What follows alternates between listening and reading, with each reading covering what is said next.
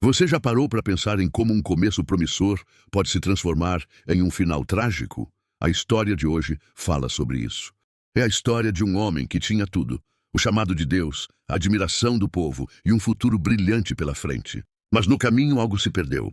Vamos mergulhar na jornada de Saul, o primeiro rei de Israel, e descobrir as lições poderosas que sua ascensão e queda nos ensinam sobre liderança, obediência e, acima de tudo, sobre o nosso próprio coração. Israel clamava por um rei. Eles queriam ser como as outras nações, ter um líder visível que os guiasse nas batalhas e os governasse. E Deus, em sua soberania, atendeu ao pedido do povo. A escolha divina recaiu sobre um homem chamado Saul, da tribo de Benjamim. Quando o encontramos pela primeira vez, Saul é a imagem da humildade. Um homem alto, de boa aparência, mas tão discreto que no dia de sua apresentação oficial, ele se escondeu entre as bagagens. Ele não buscou o poder o encontrou. Essa humildade inicial era um sinal de grande potencial. Deus não escolhe os arrogantes, mas aqueles que reconhecem sua própria insuficiência. No início do seu reinado, Saul era tudo o que o povo esperava. O Espírito de Deus veio sobre ele, capacitando-o com coragem e sabedoria. Sua primeira grande prova de fogo foi contra os amonitas, que ameaçavam a cidade de Jabes-Gileade. Saul agiu com rapidez e autoridade, reunindo o exército de Israel e conquistando uma vitória esmagadora. O povo celebrou e o seu trono foi consolidado. Naquele momento ele era o herói, o libertador. Ele liderava com a bênção divina e as vitórias se acumulavam. Saul parecia ser a resposta a todas as orações de Israel por um líder forte e protetor. Contudo, o sucesso e o poder podem ser perigosos. Lentamente, uma mudança começou a acontecer no coração de Saul. A humildade que o caracterizava foi dando lugar a uma confiança excessiva em si mesmo. A paciência para esperar em Deus foi substituída pela impulsividade e pelo desejo de controlar as situações. O primeiro grande deslize aconteceu em Gilgal. Saul estava prestes a enfrentar os filisteus, e o profeta Samuel havia instruído que ele esperasse 7 dias para que Samuel chegasse e oferecesse o sacrifício. Mas o tempo passava, o povo começava a desertar, e a pressão aumentou. Movido pelo medo e pela impaciência, Saul decidiu tomar o assunto em suas próprias mãos. Ele usurpou a função sacerdotal e ofereceu o sacrifício ele mesmo. No momento em que terminou, Samuel chegou. A desculpa de Saul foi que ele se sentiu forçado pelas circunstâncias, mas a verdade é que ele escolheu desobedecer. Essa foi a primeira grande rachadura em seu reinado. Samuel declarou: "Você agiu como um tolo. Não guardou o mandamento que o Senhor, seu Deus, lhe deu. Se o tivesse guardado, ele teria estabelecido para sempre o seu reinado sobre Israel. Mas agora o seu reinado não permanecerá." A consequência foi dura, mas justa. O segundo teste decisivo veio na guerra contra os amalequitas. A ordem de Deus, entregue por Samuel, era clara e absoluta: destruir completamente tudo e todos, sem poupar nada. Era um juízo divino sobre uma nação que por séculos havia se oposto a Israel. Saul foi para a batalha e venceu, mas novamente sua obediência foi parcial. Ele poupou Agag, o rei dos amalequitas, e o melhor do gado e das ovelhas. Quando Samuel o confrontou, Saul teve uma desculpa pronta. Ele disse que o povo havia pego os animais para sacrificar ao Senhor. Ele tentou espiritualizar sua desobediência, misturando uma ação errada com uma intenção aparentemente nobre. Foi nesse momento que Samuel proferiu uma das frases mais famosas da Bíblia: "Acaso tem o Senhor tanto prazer em holocaustos e em sacrifícios, quanto em que se obedeça à sua palavra?"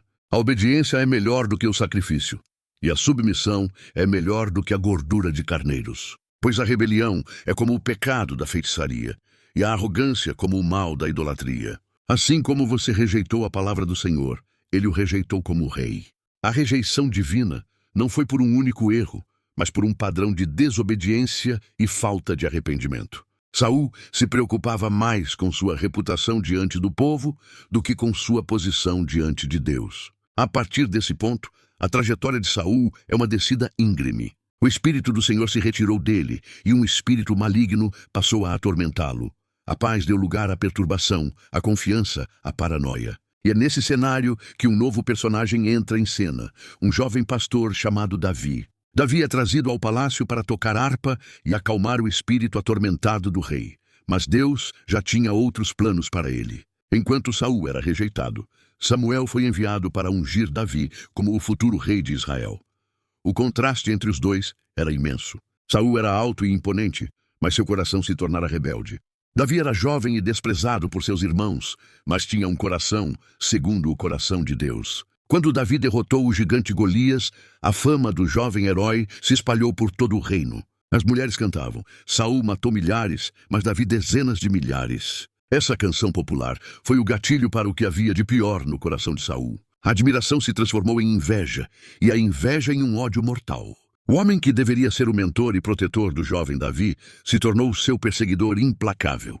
Saul passou a ver Davi não como um servo leal, mas como uma ameaça direta ao seu trono. Ele tentou matá-lo com uma lança, usou sua própria filha como isca e mobilizou o exército de Israel para caçar um único homem pelos desertos. A obsessão por Davi consumiu Saul. Ele perdeu o foco em governar, em proteger seu povo, em buscar a Deus. Sua única missão se tornou eliminar a pessoa que ele acreditava ser seu rival.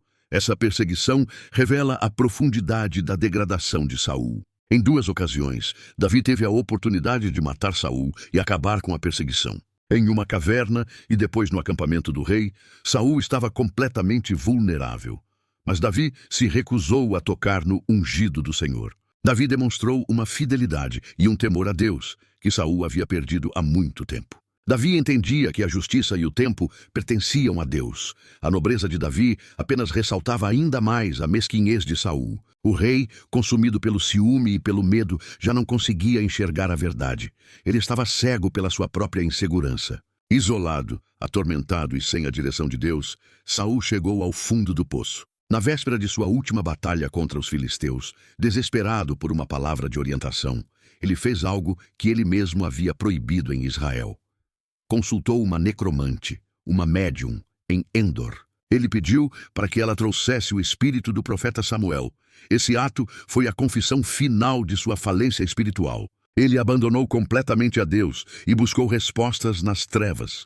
A mensagem que ele recebeu apenas confirmou seu destino: derrota e morte. No dia seguinte, na batalha no Monte Gilboa, o exército de Israel foi dizimado. Saul, ferido e vendo seus filhos mortos ao seu redor, tirou a própria vida para não ser capturado pelos inimigos. O rei que começou com tanta promessa terminou em desespero, derrota e desgraça.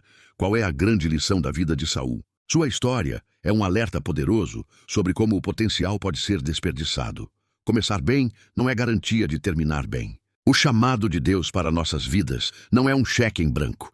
Ele requer uma resposta contínua de obediência, humildade e dependência. Saul foi escolhido por Deus, mas ele mesmo se desqualificou através de suas escolhas. Ele trocou a obediência pela conveniência, a fé pelo medo e o arrependimento pelo orgulho. Ele se preocupou mais em manter a coroa em sua cabeça do que em manter Deus em seu coração. A queda de Saul não foi um evento repentino.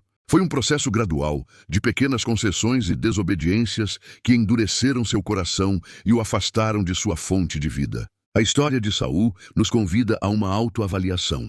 Como estamos respondendo ao chamado de Deus em nossas vidas? Estamos cultivando um coração obediente ou estamos tentando justificar nossas falhas? Buscamos a aprovação dos homens ou a de Deus? O ciúme, a insegurança e o medo estão tomando conta de nossas decisões? A trajetória de Saul nos mostra que o verdadeiro reinado, a verdadeira autoridade, não vem de um título ou de uma posição, mas de um coração que se submete e teme ao Senhor. Que possamos aprender com seus erros para que nossa história seja diferente, uma história de fidelidade do começo ao fim. Obrigado por assistir. Se essa reflexão tocou você, deixe seu like, compartilhe com alguém e se inscreva no canal para mais mensagens como esta. Até a próxima.